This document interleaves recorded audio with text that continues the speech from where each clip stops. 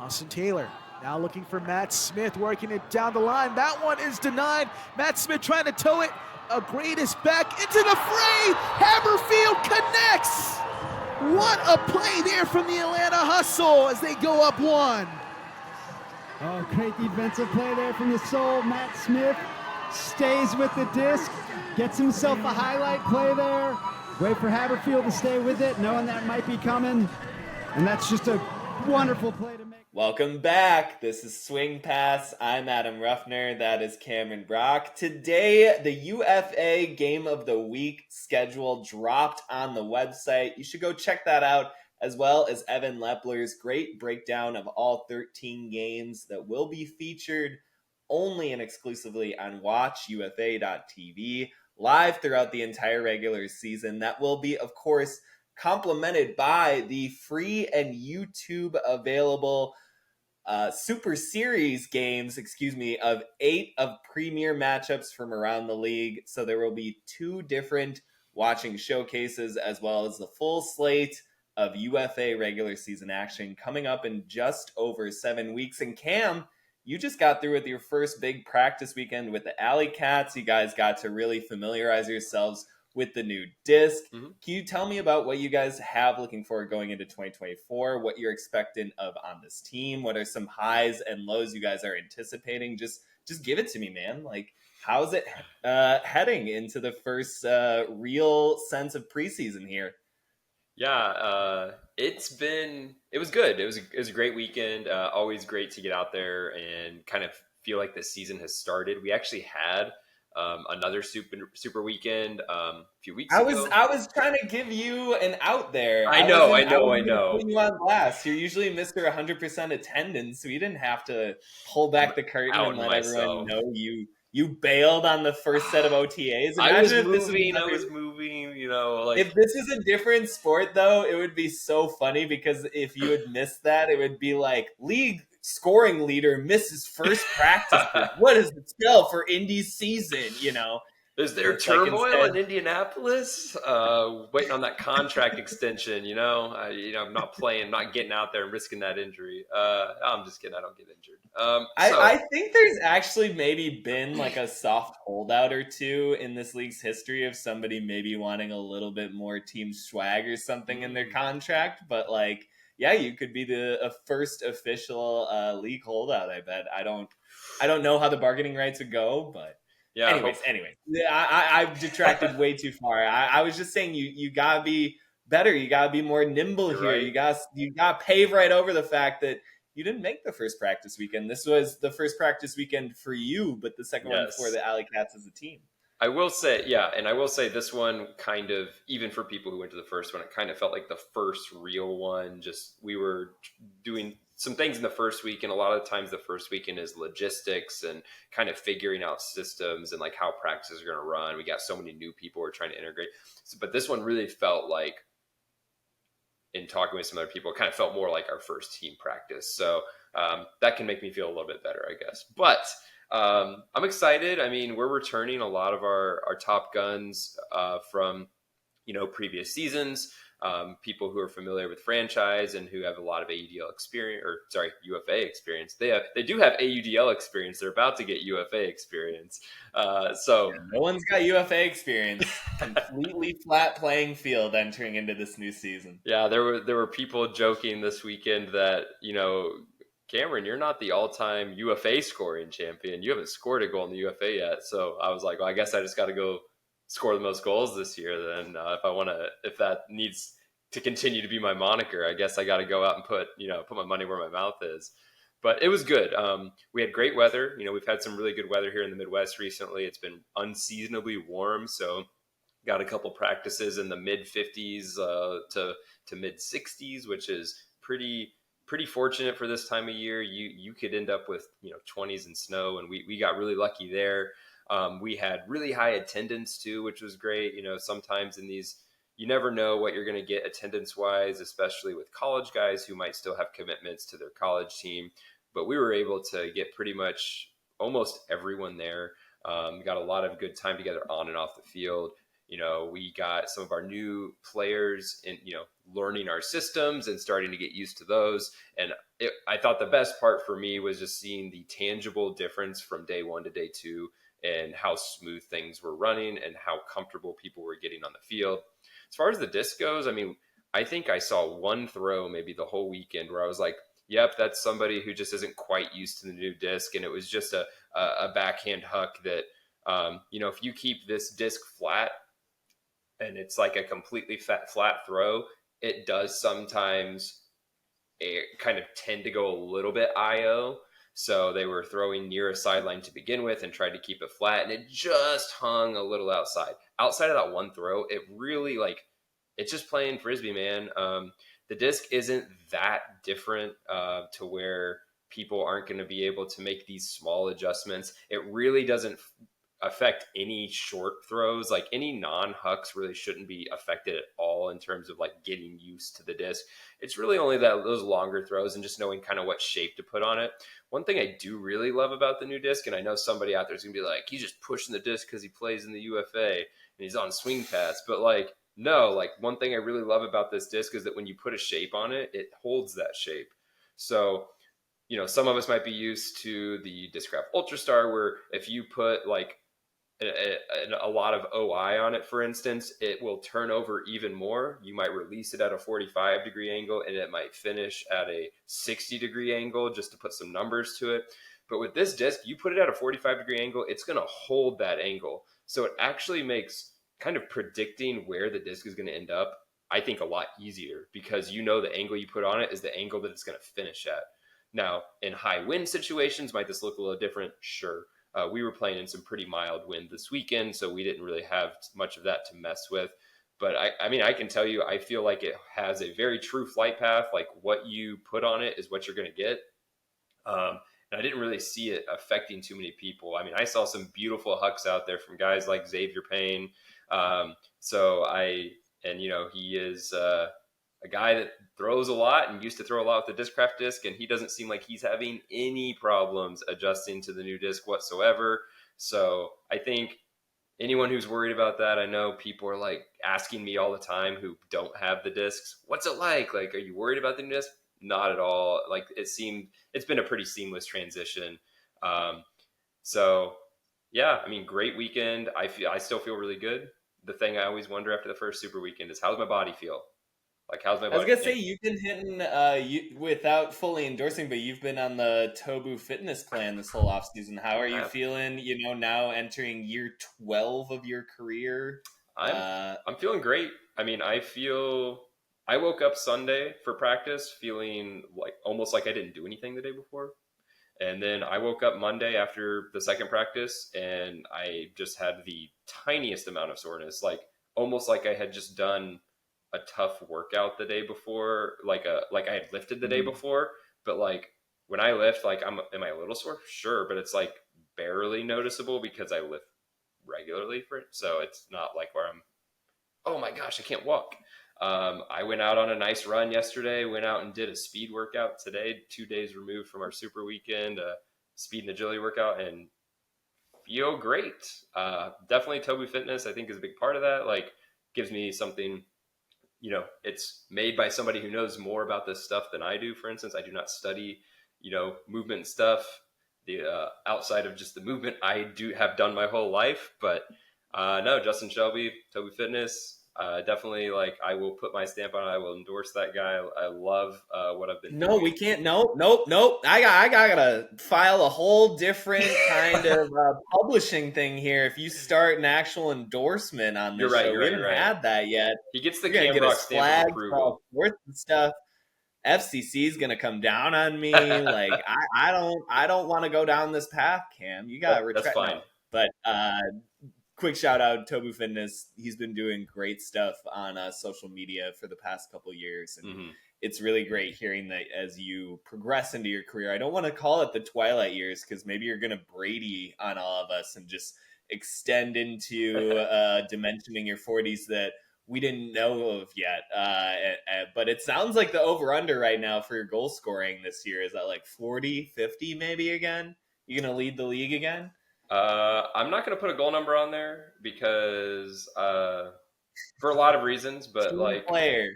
but number one is just like, I really would just like to put a nice big win number out there for the team. So we've improved. Double digits? Cat's gonna win if we're 10 going to games this improve, year? double digits is the only place to go, because we had 9 regular season wins last year. So I would love to get into the double digits and get up to, 10, 11 wins. That would be great. That would be amazing. I would just love to continue to see us grow in that win column for a third year in a row. So that's my goal. That's my goal. If I score a lot of goals in the process, great. But if I don't and we're winning, great. Like that's the priority. I know early in my career, people were like, you just go out there, like, all you care about your goals. And I'm like, no, not at all. Like, scoring goals is fun. I mean, no one's ever scored a goal and been like, oh, this sucks. But, it's like, at the end of the day, like, I care about the team scoring. And if I happen to be catching it, cool. Like, cool. That's totally fine. But I don't know. I'm willing to totally test this theory throughout the season and just keep dangling that catnip above you of, you're 10th right now all time in UFA all time leading goal scorers. You're 20th right now as a UFA goal scorer. I'm not gonna let you get away with the 600 odd goals you've already collected. You're on a new league now, Buster. You need to up those numbers, man.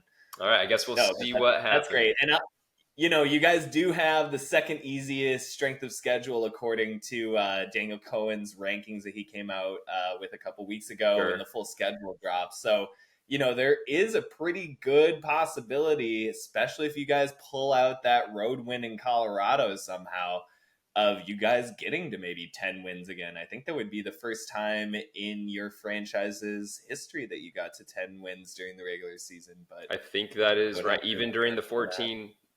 during the regular seasons that were longer, I don't think we ever quite got to 10. I think our best season was in 2019, where we were 9-3 in that season as well. I believe we lost at Chicago. We lost. You did have an 11-win regular season in 2018, but there were 14 regular season games, so you did get one under the wire. 2018 season, man. Why don't you remember that season? You guys beat Madison for the first time that year. You blanked on that. I think it's because of how badly it ended. Like how like you're right, because we beat Madison for the first time. We swept. It's just so I only tease you because you have one of the best memories I've ever been around, and like two of the more prominent features in Indy's franchise history, beating Madison for the first time in a 11-win regular season, are just like memory hold somewhere for you. It's because with the last 2 times we played them, I think they beat us by a combined 16 goals. I think I just try to forget how, because that was the thing, right? We beat them, and then it was the battle for the 1 seed. We go up, we're flexed into the game of the week up in Madison. They play a near perfect game offensively and beat us by like 8 goals. The game is never close. And then we go up there for the playoff game. Of course, we had to play a first round game against Minnesota, and we go up there and the same thing happens. They just play just this insane offensive game where they only have like 4 total offensive turnovers or something stupid like that. And, we can't do any, you can't catch up when a team just keeps scoring and doesn't turn the disc over. And we just, and they won the title that year. They were clearly. I was going to say, like the lapel pin to hang here is that you were the last team to beat the 2018 champions that year. So just cut the memories off there. Just pull out the old thinking route and leave it there. Yeah. But we should move on from AlleyCats talk. I really thank you for walking us through that practice weekend, updating us about the disc.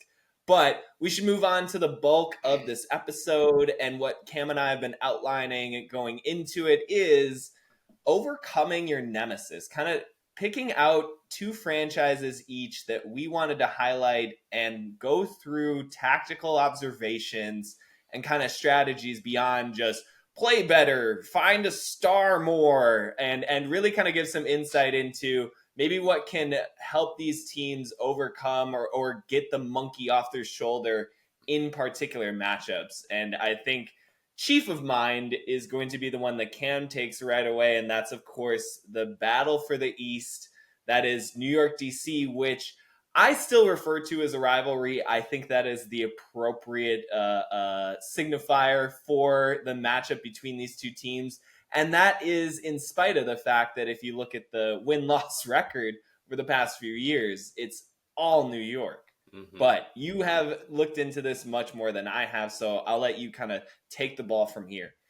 Sure. I'm sorry, disc. What am I saying? Frisbee even, Frisbee if you will. Yeah.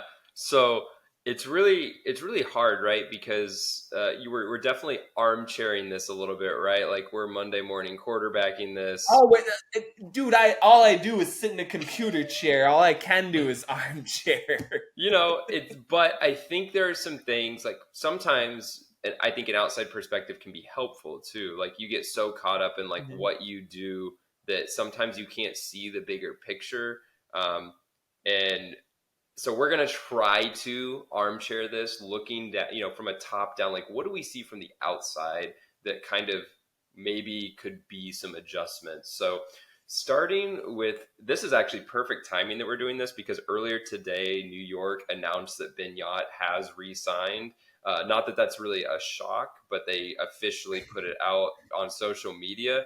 And we're going to talk about the Benyat of it all when it comes to DC because the last time these two teams faced each other, Benyat put up the greatest individual game in league history. And I don't even think there's much room for debate on that. You can look at some games that maybe statistically from like a game with Goose Helton, I think, has a game with like 8 or 9 blocks or something, which is insane.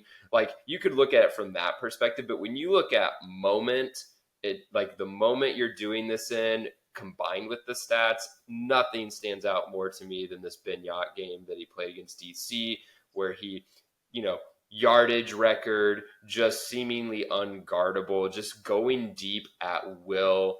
And every time that disc went up, I don't think any of us had any doubt in our mind who was coming down with it. He's big game Benyat.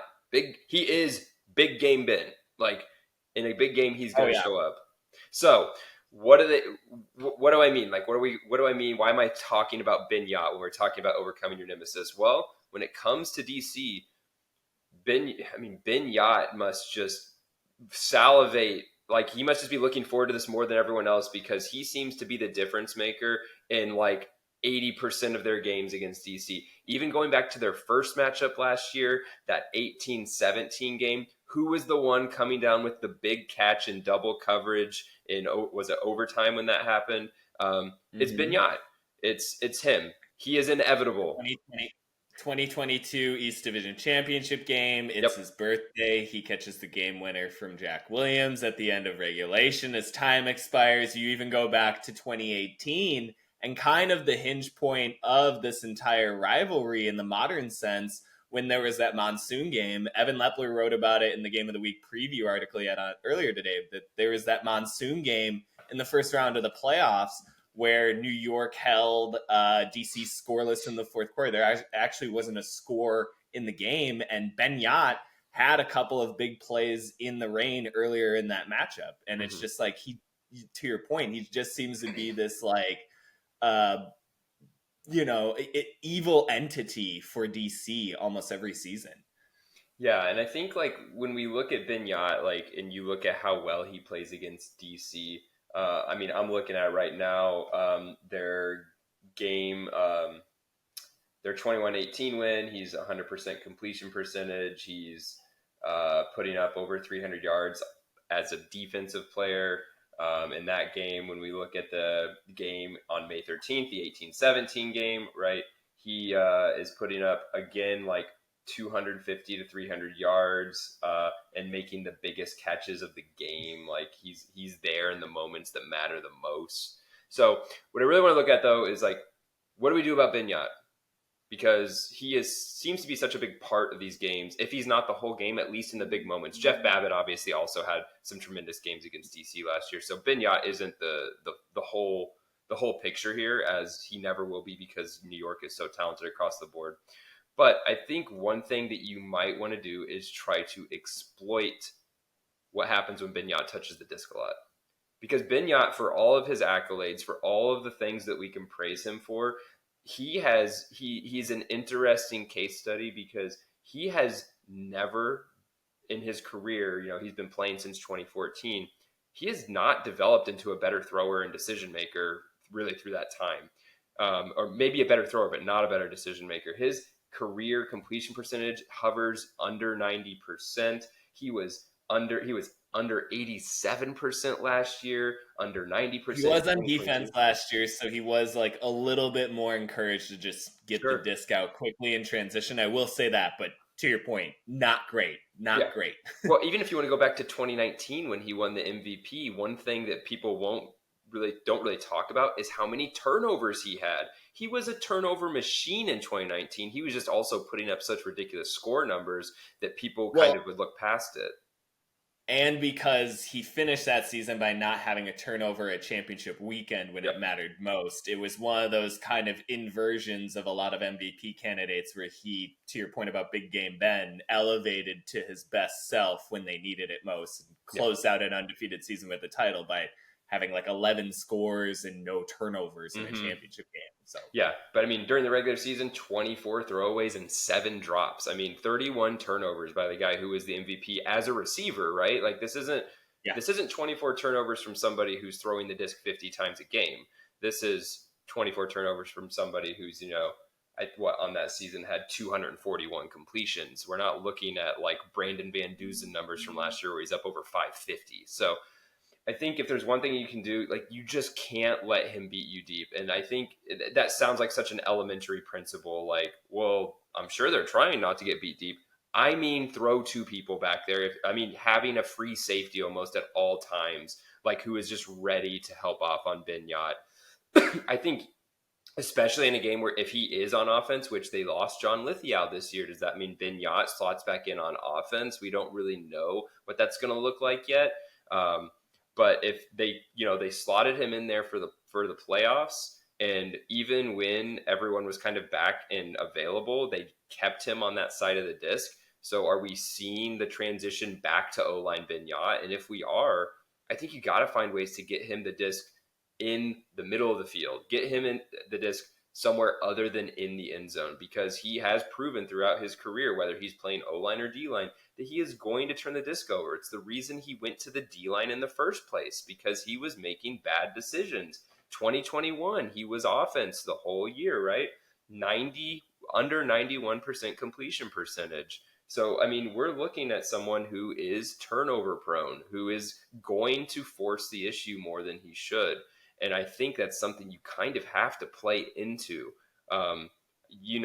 Usually you're not saying, hey, let's try to get someone who might be the other team's best player. Let's try to get the disc in their hands more.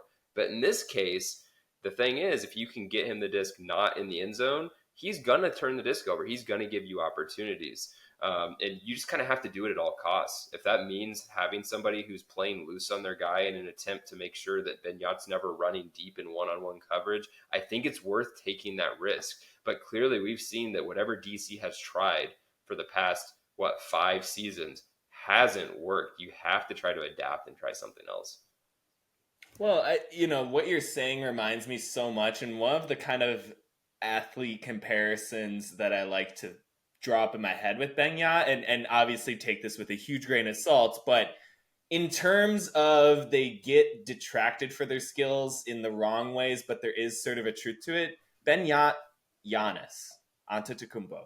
Like they're, in the same way that you might not immediately associate thrower with Yacht in the same way that you would associate ball handler or deep bag with Giannis. These are kind of the detractions against either of their skill sets that I think are both true in a sense and wholly false. Because like the counterpoint to your sort of stat analysis of Yacht's mistakes, I think, is watching the games and seeing how New York utilizes him as the trigger puller during those seasons. I mean, in 2019, there wasn't Oscar, so he had to take more of those volume roles. 2021, it was first year of Oscar and kind of the kingdom of Yacht still, so he's just entitled to that. I think one of the most impressive parts about Yacht's game throughout the years is that he adapts so well to every given lineup that he is situated on. There is no more intelligent player I think, almost in the league at understanding his role on his given team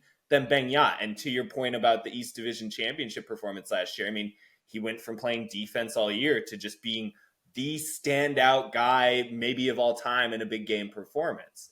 But to get back to the Giannis comparison, it's like you do want to make Yacht a thrower in the same way that you want to make Giannis a ball handler, not in that their skills are necessarily bad there, but it is the worst part of their game, because the alternative is Giannis catching it in the restricted area where he becomes Shaq.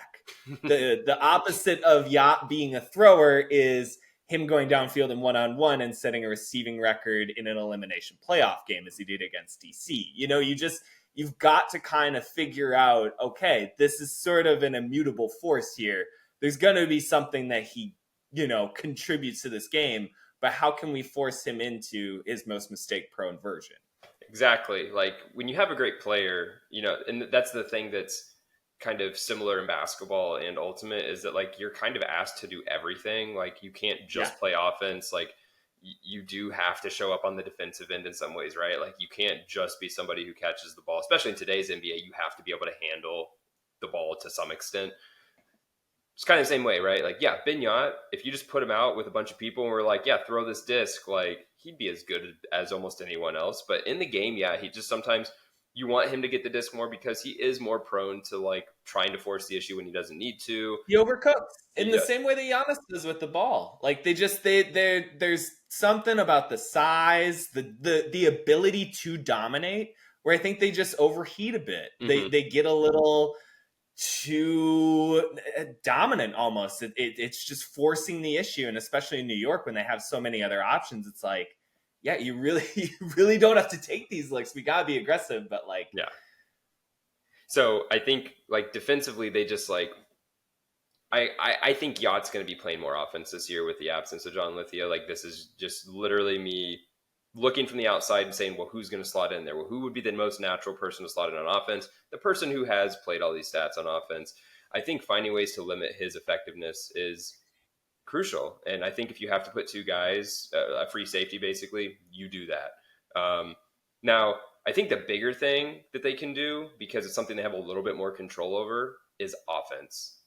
Offensively, if you look at all the stats, you're going to be like, Cam, you're an idiot. Why are we talking about DC's offense? Like, you look at the stats say they're great. And I get that. The stats say they're great, but the eye test can kind of reveal some things that are not so great about their offense. The first thing we're talking about is just lineup. Like, I've talked multiple times on this podcast, and I will probably harp on this throughout the season as we kind of see whose lineups stay more consistent and whose lineups seem to be fluctuating week to week. Would love if we get some more analysis by Comet. He did a great job putting out an amazing graphic last year about teams' roster consistency week to week, and I thought that was a really cool way to visualize what this is all about. But looking through their roster, I just did a search basically through them to see how many O points people played, who was playing the most O points, and they did have 4 people who were pretty consistently on the O line. Like, so Christian Boxley, Boxley, Monroe, Roy, and Mox. They were all there for 219 or more points. And you can't really compare it to the league because of styles and stuff, so you really have to look, like, individually on the team. Because, you know, obviously a team like DC, who plays a slower style of offense, is probably going to have less offensive points throughout the season because there's just less points played. So Johnny Mox led the way with 257 offensive points played. Christian Boxley is lowest on that list of 4 with 219, but that's a pretty reasonable spread. But after that, the next closest person was Jeff Wodach at 181. And then you have Rowan at 168 and some people hovering around the mid to low 100s. And you start to realize by the time you get through all this, they had 11 different players that played 100 or more O points last year. And I've talked about this and I will continue to harp on this, but, like, that is not a recipe for success, especially in big moments. And I think this is kind of where I'm hammering this point home is when push comes to shove, when you're in the biggest game of the year, what's your 7? Like, what is your 7? Do you even know what your 7 is? And I think we see consistently with DC that in these big games, it just doesn't seem to all click the way it needs to. Now, all credit to DC. They didn't play a terrible game in the East Division Championship game. They ran up against an all-timer from New York. But even in the games where New York's not putting up all-timers, DC just looks like they're just not quite on that level. And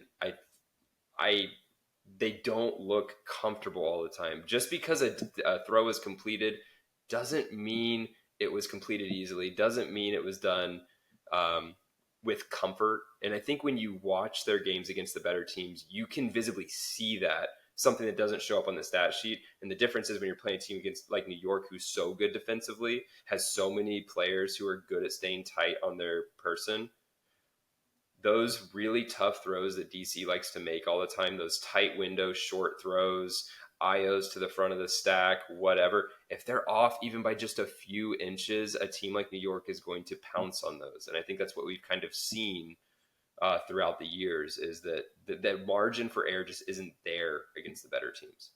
Yeah, I think all of those points are really valid. And what I especially like is you moving beyond just the statistical analysis of DC's offense, because I think it can be so alluring and kind of distracting in a way when you talk about their faults. Because again, you go back and you look, and particularly within the context of these New York matchups, you say, well, the Empire just sort of played better. I know that's a very flat analysis, but it's kind of true when you just go look at some of the box scores and the way in which New York simply executed at a higher rate.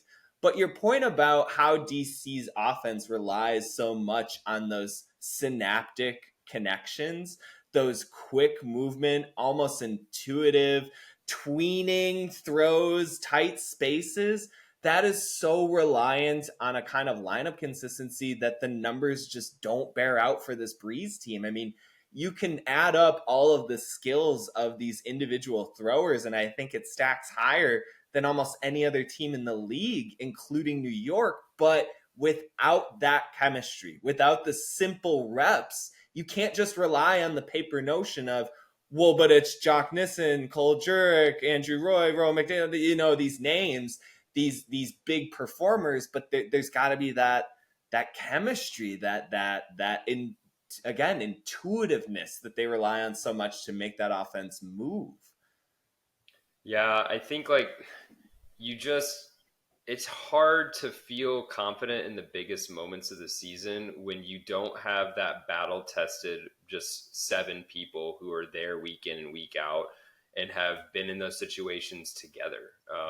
There is something to be said for facing adversity together and what that can do for not just the ability to kind of have those synaptic connections that you mentioned, but also just the comfort at which you feel with every other person on the line.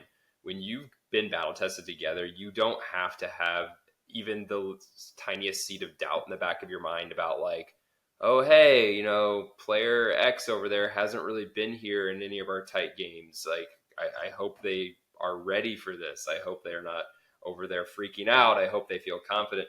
And it's at the same time, it's like, maybe you feel great, but if someone over there is, wetting their pants a little bit or feeling really tight, those connections aren't going to be there. Like, they just aren't going to be there. I mean, it's one of those things that's kind of hard to quantify, especially given such roster inconsistency from them on offense. It's like really hard to try to go quantify it because they've all played so many points with so many different combinations of that 7 that it's like, which one is the best version of this offense? And I think you mentioned off air that it seemed like sometimes it would almost go with the hot hand of the night. Like, Healy's playing really great tonight, so we're just going to run with Healy for like 0 points tonight. Or, man, it really looks like Cole Jurek is on. Like, he's going to run tonight. But that's kind of the problem, right? Like, this isn't like basketball where somebody's just like on a heater and they're just knocking down 3-pointer after 3-pointer. This is a team game. The game has to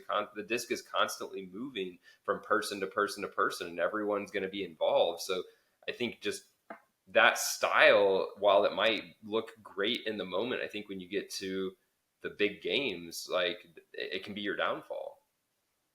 Well, and I think that's why with Christian Boxley seemingly reaching a next level last year as a playmaker for DC's offense, it kind of, I think, we almost like unifiedly agree raised the ceiling of their team. And of course, it led to a club championship in the amateur division for DC's franchise truck stop. But like, that didn't play out in the pro scene. And I think maybe part of it was just, again, Antoine Davis being on a half season heater where he was just putting people on misery islands with his defense. You know, like he just kind of took Boxley out of the fold, especially in the last 3 quarters of that game. Like he had some scores early. He wasn't bad, but he just wasn't the pronounced force that had been able to sort of elevate and seemingly punch back against New York's, you know, MVP riddled lineup. But yeah, you said inconsistent offensive lineup, and I almost interrupted you and like balked at it. And you're totally correct. There's just something about it, and this is my own sort of like bias or blindedness here. It's like the way in which they roll out that 11 deep offensive rotation, I think about it as being like creative. You're seeing what works. You're seeing how the lineups mesh with each other. Why wouldn't you want to see what the combinations yield when you have this many throwers? But to what you're saying, sir, the flip side of that is it's inconsistent. It's just inconsistent. Like you can't have 11 people rotating into 7 spots and call it anything other than inconsistent. Like it's just, it's hard. It's tough. I guess going along with this, and I know we want to move on to some other teams, but I think offensively, like, can we move on? Can we move on to a different style of offense? Because right now, like we've talked about this style of offense where they're making these tight throws all the time, and like they feel very comfortable doing that. But the problem is that it doesn't lend itself to performing well against heavy pressure with teams that have really great individual defenders, because those throws become even tighter. Tight throws become even tighter, and that's never something you want to say about your offense. So what I'd really love to see is actually something similar to like what Chicago was doing in 2021 and 2022, which is where the handlers kind of get the disc upfield and then kind of disappear until they're needed again. I would love to see more cutter-to-cutter connections with deep throws, because as is the case actually with a surprising amount of teams, I think most people think, wow, like there's these great throwers. Like we think of a Jonathan Nethercutt, we might think of a Mac Hecht, you might think like, man, those guys' huck numbers must be insane. And then you go and look and you're like, the best huck thrower on Colorado, the top 2 huck throwers on Colorado aren't handlers. Like they're guys who are out there cutting and then continuing. And I mentioned this last week, but when you are throwing from deep from the cutter space, you just have less people downfield that can possibly interfere.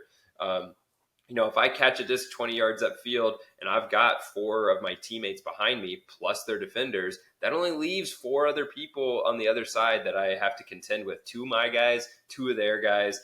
That's going to be a much higher percentage look, because you're just going to have more space to work with and less obstacles to work with. That's just kind of simple math.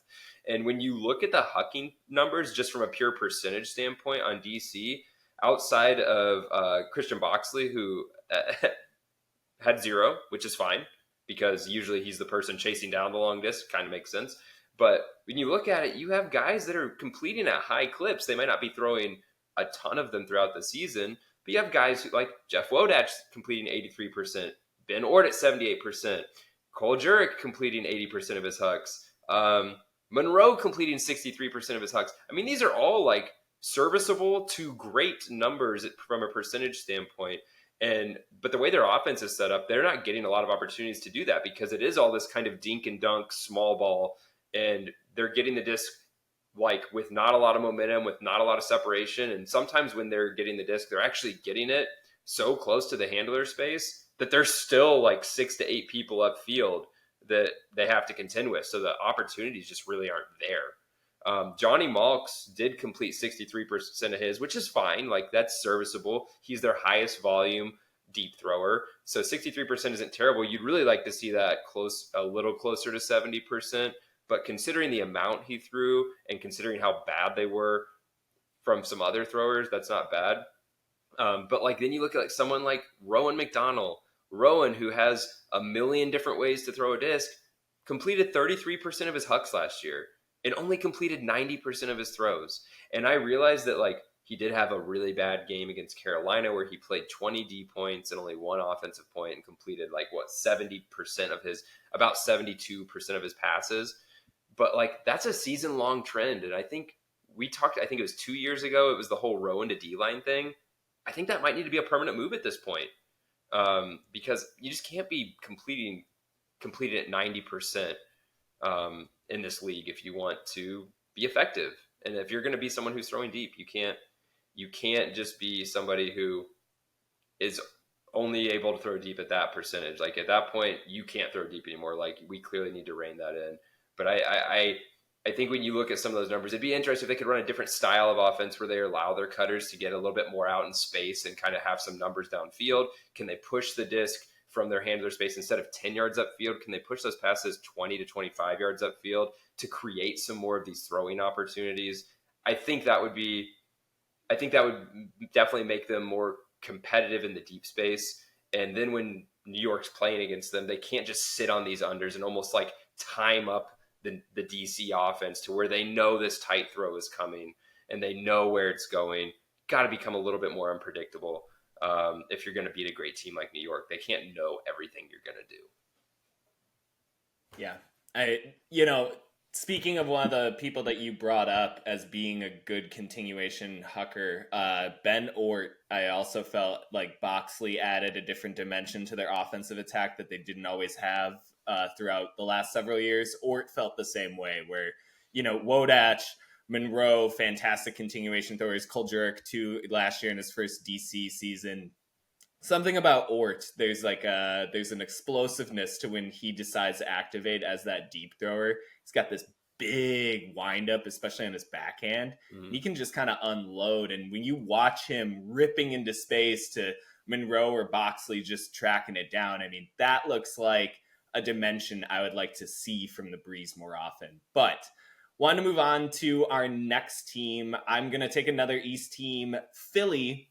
And I'm going to be a little cheeky and say that their nemesis is New York, DC, and Boston now, all rolled into one. Obviously, Philly made the playoffs in 2022 when they held an edge over the Glory. But last year, Boston sort of retook the mantle, put Philly back out of the playoffs for, I believe, the 10th time in 11 years.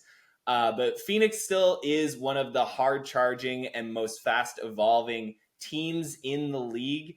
And they are so close to kind of overcoming this hurdle in front of them as the 4th team in a 3 playoff seed division in the East. It's just not quite there yet. They were 0-6 last year against those 3 teams combined. And in particular, they struggled at the start of games. They were just 1 of 6 in winning the first quarter against Boston, DC, and New York last year. And as a result, it just left them playing from behind a lot. And I think one of the things that we've really learned about this Philly team is that when they don't dictate, there are times when they can get a bit desperate with the disc and I think lose focus. Now, last year, they did a much better job than any other season prior in not letting the wheels come completely off. But there were just times where it felt like, because again, they're having their biggest games start out with basically 1 foot in the bucket, that they're being more reactive in how they're playing some of these games against DC, I think in particular, than what they would like to be. And so it just comes out to being, I think, a little bit quicker with the draw, hitting the ground running, and really making the game what they want to make it. Because it felt like they were able to do that in their big win in week 6 against Carolina. Now, obviously, the Flyers were playing their second game in as many nights, but Philly knew that they could take advantage of them because of that, and they did. And it just feels like so many times when they face off against, again, the 3 playoff teams of the East in Boston, New York, and DC, that they have this image of kind of being the little brother in the matchup. I know there's this online boisterousness and a lot of vocal elements that play into it, but when you look at how they emerge or come out in these games, it's a little flat. And you just can't do that in the East Division. This is too tough of a division. You've got arguably 2 of the top 4, if not 2 of the top 3, if not 2 of the top 2 teams in the league in DC and New York. There's just not margins for you to think of yourselves as plucky and up next and expect it to just come through the next time. And so they've got to start off on a hotter foot. they need to get into the red zone more. You know, they were good once they were there against these three teams. I think they had above 80% overall as far as a conversion rate, which is very, very respectable in their 6 games against DC, New York, and Boston.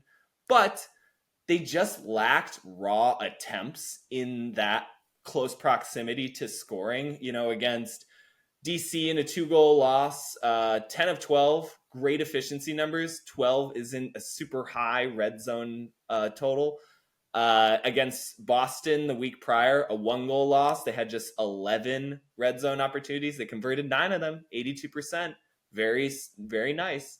Their week 4 2-goal overtime loss to New York, only team last year to take New York to overtime. They had 10 red zone attempts. They converted 8 of them. They were really clean once they were in that space.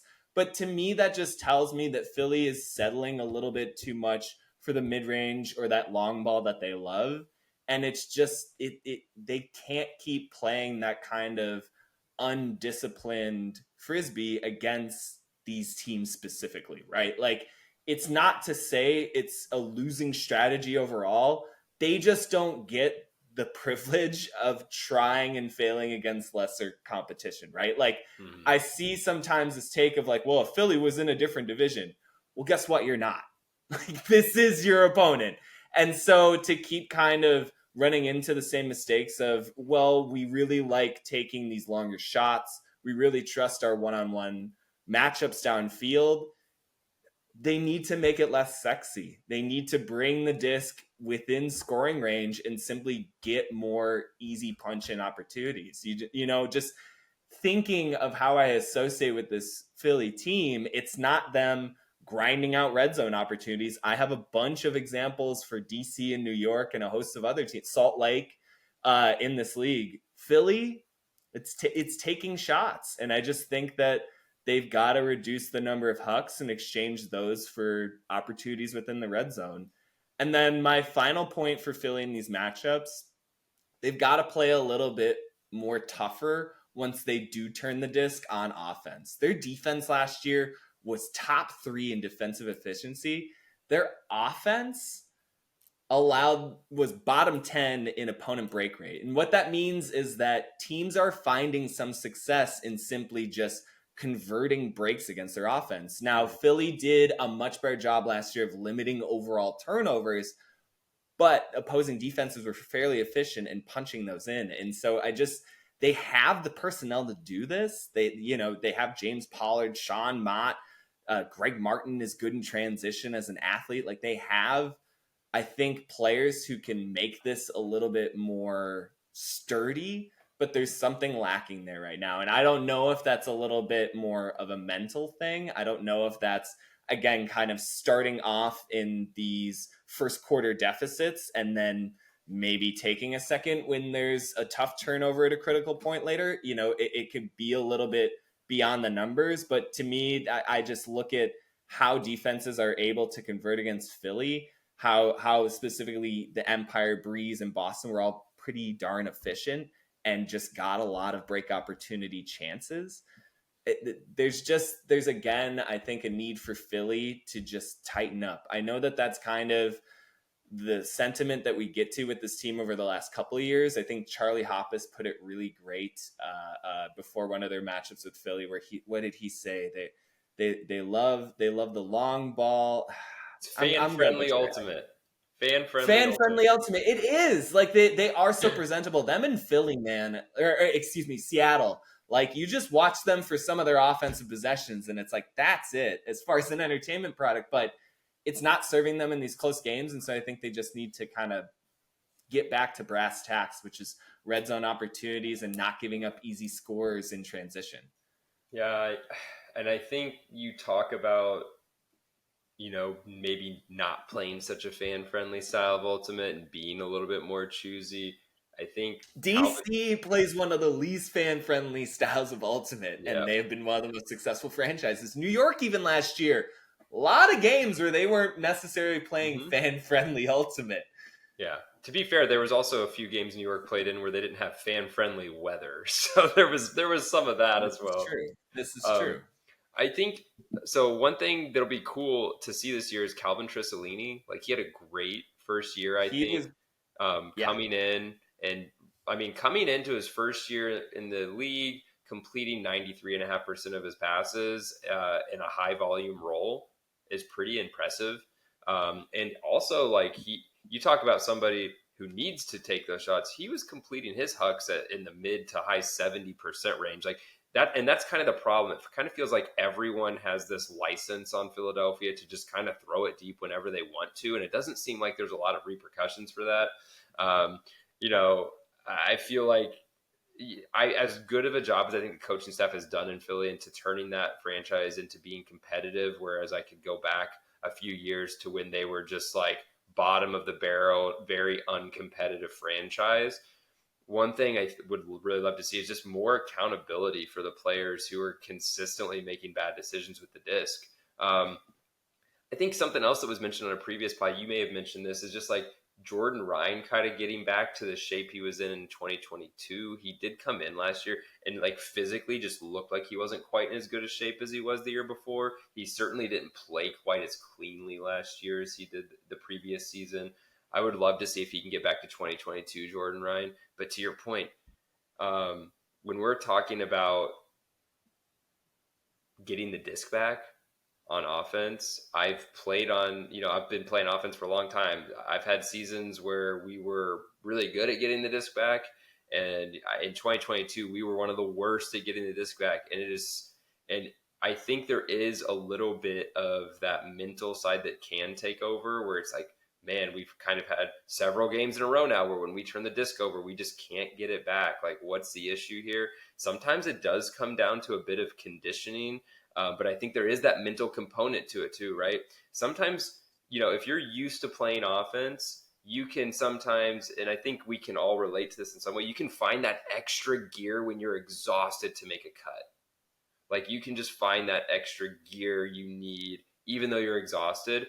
And sometimes mentally, it's harder to turn that on when you're doing something you're not out there to do, which is play defense. Like, you go out there because you're supposed to hold the disc, you're supposed to score. And when you do turn it over, can you mentally continue to turn it on and be like, okay, I need to go get the disc back. I need to push through the fatigue. And I think sometimes there's almost like this visible change in a player when they go from one side of the disc to the other. It's one of those things that's not going to show up on a stat sheet. We don't have like a got scored on analysis, or we don't really have an analysis where it's like the person this player was guarding was catching the disc.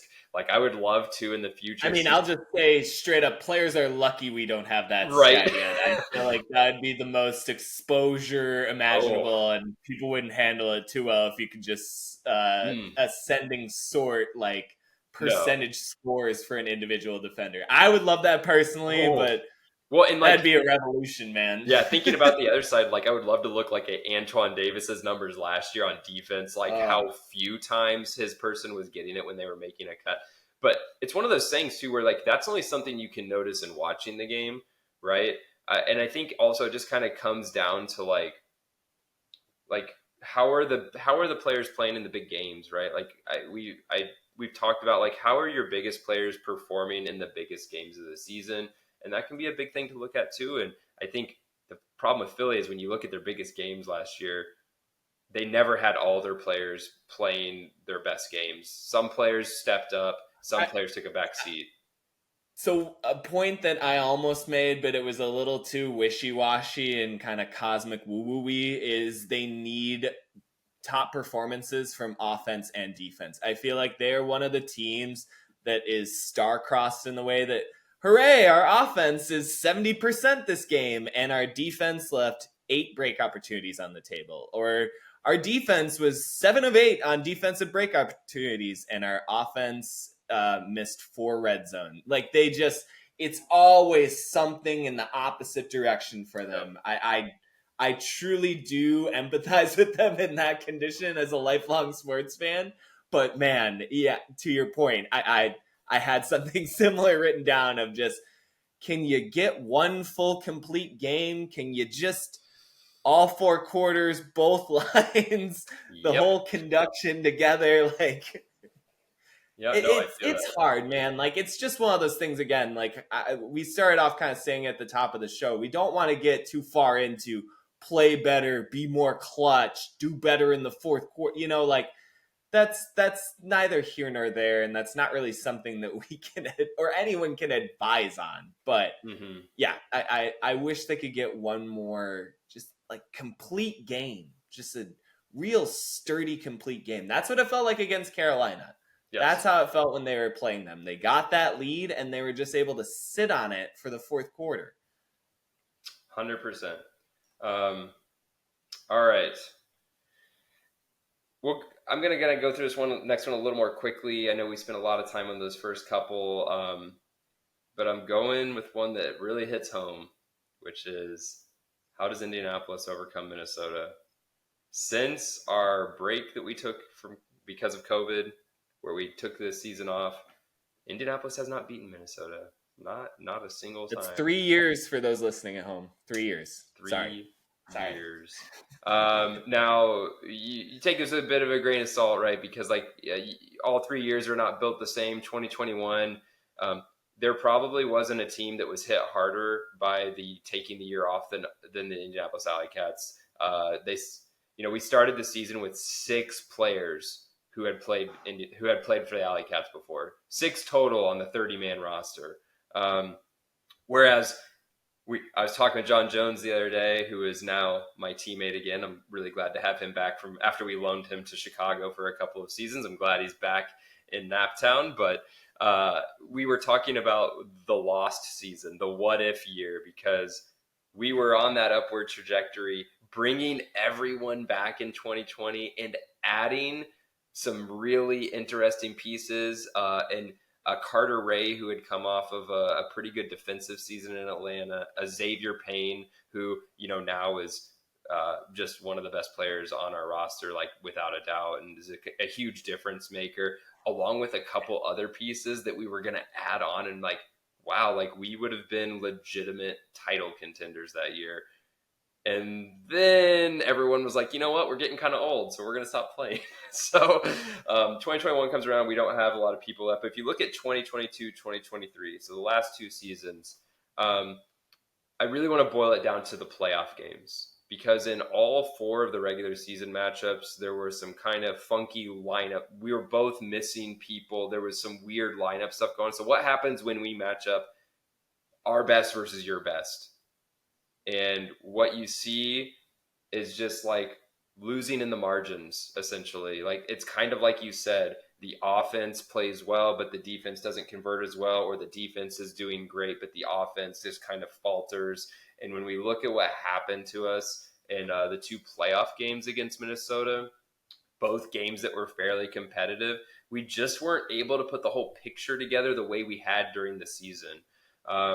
You go back to last year's playoff game. We end up losing 21-18. I can tell you just sometimes you feel like a game is a little closer than the final score, a 3-point game at the end. But this was one of those games where we had lots of opportunities. In fact, we had more break chances in that game than we had in our regular season game that was only a 2-goal loss. We had twice as many break chances and converted 1 less break chance in twice as many opportunities, right? We were 4 for 12 on the season. We were one of the top converting teams when we got the disc with our defense.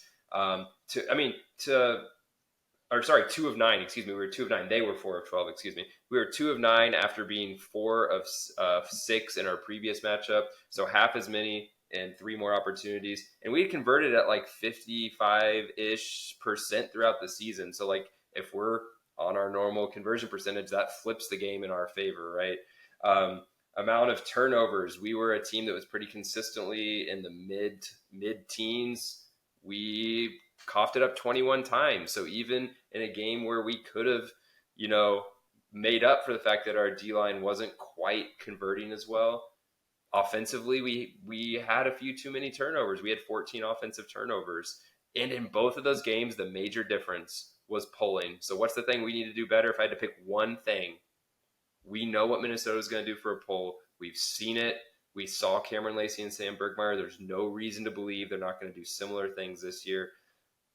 that needs to be a point that we need to practice, because we were starting way too many possessions where we couldn't quite get the disc in our hands and ready to move until they were already on us. It sounds like such a simple thing, but it's not something you can practice very well, because not every team has a Sam Bergmeyer and a Cameron Lacey that they can practice against. All right. Berglund. Yes. Sorry. Bergmeyer's not the puller. Berglund is the puller. I'm sorry. Brett Bergmeyer and Sam Berglund. They're the Iceberg Boys. I had to get this all right last year, so don't worry about it. It's no sweat. Two things. One, you are one of about 12 different franchise representatives I've had tell me the fish was this big story about your 2020 aspirations. Every I'm sure player in this league, I'm pretty sure, has retroactively applied the knowledge of we would have won it all that year, man. We would have won it all. You should hear the roster that New York was going to build that year. Sure. There might have been a Mimi Schmickel on that team. Who knows? There was all kinds of crazy stuff about 2020, man. It never happened, so everyone gets a piece of that pie. You know what? And I'm going to keep taking a piece of that pie, because you can't tell me I'm wrong. No, but excuse me. The other thing I wanted to say is that the affliction that Philly had of just can't quite get it together against this team, that very much feels applicable in your matchups with Minnesota, where there is just something about whatever Minnesota brings as far as their lineup, their rotations, the strategies they implement against you guys, where they just kind of hold this edge. There's just this way in which I feel like they destabilize you in a way that no other team has really been able to the past couple of years. I mean, looking at, again, that turnover number, you had 21 turnovers in the elimination game. The only other game where you had more than 20 turnovers in your 13 games last year, 14 games, was also against Minnesota when you had a season high 28. The other games around those two Minnesota games, the numbers to your credit are 12 turns, 13, 8, 12, 10, 10. They're complete outliers in the rest of the data set of the last 8 games of the season. And so it just seems like there's something more going on there than maybe particularly the players themselves or the quote unquote talent level on display. I think there's something a little bit deeper there. And I think that, to your point, it gets to handling the pulls. It is one of those things where the pulling just, it threw everyone off in a point of the offensive possessions where they had been so lackadaisically confident that they didn't have to really tighten up then, that I think a lot of teams got swept away. I think it was kind of like a tide that came up further than they were expecting. You get these roller pulls and they come in super tight.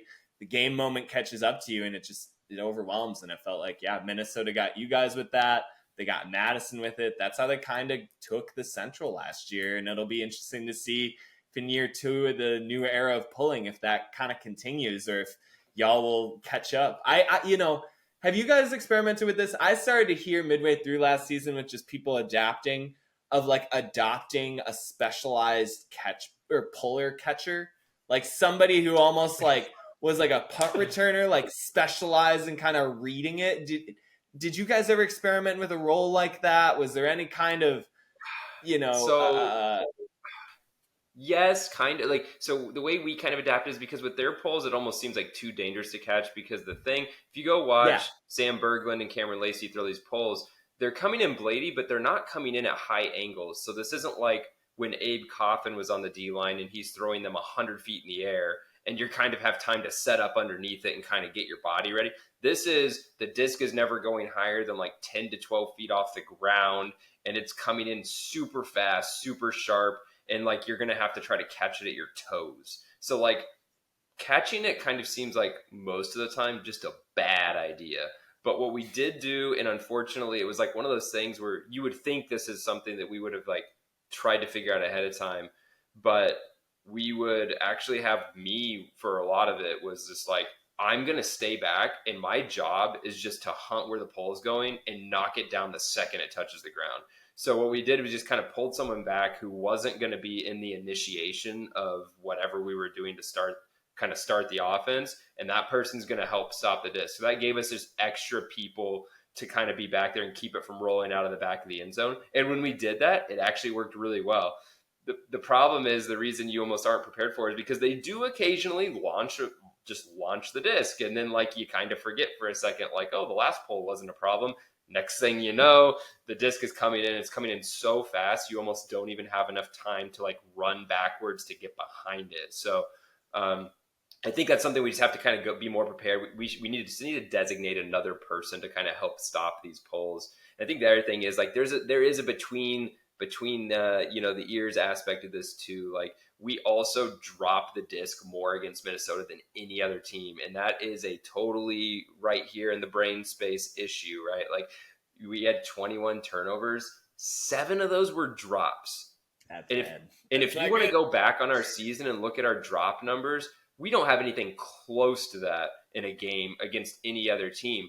But there definitely is, I think, for some people on this team. I mean, some people playing with us have literally never beaten the Minnesota wind chill. Actually, a majority of our players are new to the team within the last 3 years and have never beaten them. So they don't have, I guess, that confidence to go back on. But like, I always kind of point to, look, we only have, if we just catch the disc at our normal rate and maybe drop 1 to 2 discs throughout the game as opposed to 7, like, that's also like another place where like that's the difference. If you go to that game where you had 28 turnovers, go count the drops there too. I don't have the number off the top of my head, but I remember telling Coach Shepard, I don't know how much we have to change in our offense. We just have to catch the disc, which, like, there's no offense for that. You just gotta catch it. So I think we just need to be there's a mental toughness aspect to it that's a nebulous area to go to. But if there is a tangible thing we can do, it is just being more prepared and more ready to stop these pulls. But easier said than done with those guys over there because they're really good at it. No, you guys actually didn't really experience drops in that game. It was just good old-fashioned throwaways. But I hear your point about drops. That's like one of the biggest identifiers in like what happened to this team. I remember a big one was when Madison upset Chicago midway through the 2021 regular season. In like week 6, and Chicago had like 8 drops in that game. Just complete aberration of a performance. But yeah, I think you guys are getting there, but it just hasn't flipped yet for you. I think it must be like an Indy franchise thing where you guys need to like concede years of games to one particular Midwest team and then just like build up and build up and build up off of them and then like leapfrog springboard over them for a division title. And that's what you did with Madison. So. The montage. We're just adding to the montage. Bringing it back. Same blueprint. For my team, my second team, my final team, I'm going to get cheeky again, and I apologize in advance, but Atlanta Hustle, your biggest nemesis is yourselves at this point. Like, past 3 seasons, I think that anyone who looks at this team on paper can easily identify them as a championship contender. I think especially last year with the way that they treated Carolina in that fierce rivalry down south, going up 3-1. Beating Austin during the regular season matchup that they had. It was a single game. They didn't have a road game at Austin, but they took care of business against the Soul when they did face them early on in the season. And yet, once again, at the end, it just kind of all comes apart for a Hustle team that just kind of has had that happen over the last several seasons, particularly since the pandemic year of 2020. You know, again, this is a team that for all intents and purposes and from its performances shows it's capable of being a championship contender. This is one of the last teams to beat New York. You know, they were the last team during the regular season to beat the Empire at Atlanta, basically straight up in a game where they showed that they could just be better than what had been considered the best team. And so for Atlanta, it gets back to a thing with Philly. It's red zone. Now, Philly was tidy in what they did in the red zone. Atlanta has not been in their elimination games.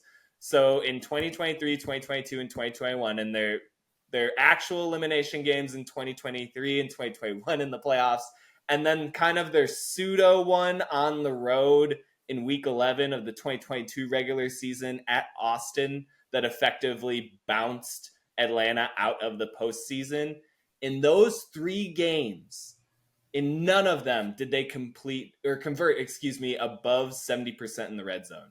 70% would just be like bottom rung anyways, but to not even clear it once, they were 12 of 18 this year in the elimination game, 11 of 16 last year, 6 of 9 against New York. That game went to overtime and they had 9 red zone attempts. And this is an Atlanta team that is great inside the red zone normally and has really good both personnel and I think systems for what to do at the disc in that position. And so they've just got to come up with a way to make scores easier for themselves. They have to find a way to get those easy points in.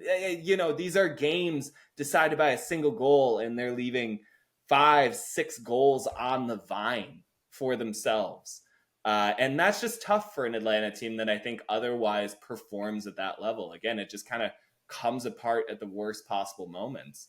And along with that, I think goes into my second point, more zone defense looks. And that's simply because I want Atlanta to sort of wrest control of the game tempo more. I think that while zone allows for players to get into a rhythm with higher touches, in a playoff environment, your opponent is already going to be feeding their stars. They're going to be spamming whatever buttons and combos they can to get the greatest yield. I think particularly in the South, that's kind of the approach. You feed your biggest players.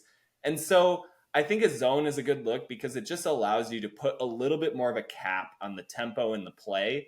And I feel like when the Hustle do that and sort of leverage it against their increasingly more efficient offense, it just produces better results for them. I think you've seen particularly in the Austin game this past year and the New York playoff game in 2021, things just get out of hand for Atlanta. And they end up being the sort of audience for a hellacious amount of highlight plays from their opponents, where second half of that 2021 game against the Empire, it's Jack Williams, Ryan Osgar, and Banyat taking over for them. In 2023, it's Kyle Henke and Oliver Fay and Joey Wiley and kind of all of these stars that they had relied upon having great performances. And so I think a zone just would allow them a little bit more of an ability to, again, sort of soften the amount of explosives that happen against them in these environments. It's not necessary. These aren't fix-all solutions. And Lord knows what happens when you give an opponent like, a Kyle Henke the opportunity to get 50-plus touches in the game. Maybe he goes off and does a Benyat type of performance. Who knows? But I just think zone and their ability to throw it kind of into other defensive looks, it just gives them a leverage point that not a lot of teams have. And then the final one is sort of an inversion of what we talked about with DC, where it feels like when they find a hot hand, it's sort of in a desperation sense. I think for Atlanta, I would like to see them ride that hot hand more. It felt like particularly in this past year, Bobby Lay and Draco, Austin Taylor, started getting it going in the middle of that game. And it felt like towards the end, they still very much had sort of their hands on the wheel, but there wasn't as much certainty as to what the overall drives were doing, who was supposed to kind of get the disc. And so I'd love for Atlanta to kind of like focus on, okay, who's been performing well? Oftentimes we were talking about in the pre-show, it's been Matt Smith, and they just can't find him at the end of games. So make things easier. Again, set up more red zone looks, isolate Matt Smith, get Christian Olsen the disc more. Olsen is somebody who I'd love to see get a little bit more touches at the end of this game just because he's such a primetime performer and has been for years in this league. Again, I think with the hot hand in this case, it's simplify it, make it easier for yourselves. Who is going to carry us across the finish line? Don't get into the situation that DC sometimes gets into too, where it's all 7 of us are great, but who's sort of going to carry this across? I just think, again, with Atlanta, it's not so much doing more or needing more. It's finding more through a simpler system or through simpler means. So again, it's back to the red zone. You got to keep it clean when you're that close, and then more defensive looks and a little bit more of an identifier of, who's got that going in the big game. Yeah, I think I'll kind of touch on a couple of your points. So the point about zone, like to me, the zone is even like less important if you're getting stops at the zone. But I've talked about this before. Sometimes the best part about a zone is that you just don't allow the offense to get into a rhythm. Like I can't like underscore enough like how difficult it can be to like go out and every other zone man on offense. Like offense, when you're running against a person defense, you kind of can find your rhythm with like what's working, who's getting open, what matchups you like. And when you're not being able to do that point to point, and you're constantly having to switch back and forth, it can be a little bit jarring and it can be really hard to find that rhythm. We personally love playing against zone defenses. Like when Atlanta brings their zone out, we feel very comfortable against that. And like, that's like, we've spent so many years playing against the Madison zone, and the players, while we do have a lot of players who didn't play against that vaunted Madison zone, the players that we have playing on offense, we have seen that zone. We did play a lot of years against that zone. We do understand how to move the disc and how to be effective there. So we feel comfortable with that, but then it's just like it makes the man points so uncomfortable because you're not able to consistently figure out what's working. And then to your point about finding stars, man, Matt Smith was so good last year. I mean, he had the greatest. He had in a playoff game. Not just even in that game, but in like he had one throwaway on the entire season that he was credited with, which is insane for a guy who is playing pretty much every game and touching the disc, 15-ish times a game. And just like I was looking at like, how does Matt Smith perform in playoff games? Phenomenally. He's great in playoff games. In the biggest moments when it matters most, Matt Smith is about as great of a player as you could get. Maybe he needs to be big game Matt Smith. We'll have him and Ben Yacht next to each other. Because I'm looking back through the he's played in 5 playoff games. He's completing 95% of his passes. He's got a plus 18. I mean, in their game last year, he was 20 for 20 with the disc in his hands, because again, he doesn't turn the disc over. He doesn't throw it away. He's got 3 goals, 3 assists. And to your point about what was happening later in that game, I felt like at the end of the game, I didn't know where Matt Smith was. And you can't tell me it's because he wasn't getting open. You're not going to tell me he was getting open all game and all of a sudden they solved the equation of how to stop Matt Smith. Because the thing is, despite the fact that Matt Smith is, my age, we some old guys, he's still one of the quickest players on the field every time he steps on it. Even if you want to say he doesn't quite have the top end speed, which he's still really fast, I defy you to find somebody who is like just hands down quicker than that man. He is so hard to guard in and out of his breaks. And when we think about the last time, that turnover, the Kyle Hinkie big layout that we all remember from that game last year, who wouldn't be getting layout D'd by anyone because they wouldn't even be close to him in that small of a space? Matt Smith. I honestly would have loved in that situation, you're that close to the end zone, let your quickest, most sure-handed guy who has been there and seen it all and has always stepped up to the plate, let him be the person who takes you home in that situation. I would have been finding a way to ISO Matt Smith in that situation. And if they did that, we might be talking about this team. We might not even be talking about this team right now, because maybe we would have seen them at championship weekend. I don't know. I would just love, to your point too about Christian Olsen, like he's someone who's not, Christian Olsen and Matt Smith are not at this point usually drawing the toughest matchups either. So I think it's just going to be easier for them to work. Brett Holzmeier took up so much of the oxygen in the cutting space in that team last year, and deservedly so. He had an incredible season, and he is a very talented player and a very large man. And he kind of like, it's hard not to look at him when he's on the field because of how big and athletic he is. But on the flip side of that, you got Matt Smith, who oftentimes might be the smallest person on the field, could have been the biggest person in that moment. I would love to see that shift, to your point. When they see somebody who's having a great game, keep feeding them. And Matt Smith was having a great game last year in that playoff game, and it kind of just felt like he was an afterthought when it got down to crunch time. Well, he's adding a +1 to his fan section. You talk about stepping up. He's got the biggest road ahead of him. I'm talking about him and his wife, Catherine, welcomed their firstborn child into the world today. So huge congratulations to Matt Smith, the person behind you, closest to you in your goal scoring record on the all-time leaderboard. he's one of those people who I think if you've met Matt Smith, played with Matt Smith, watched Matt Smith, he's kind of despite the unassuming name, he's someone who you always want a little bit more of. And I think it's just great that they're adding a little bit more of their family into the world. And so huge hats off to him.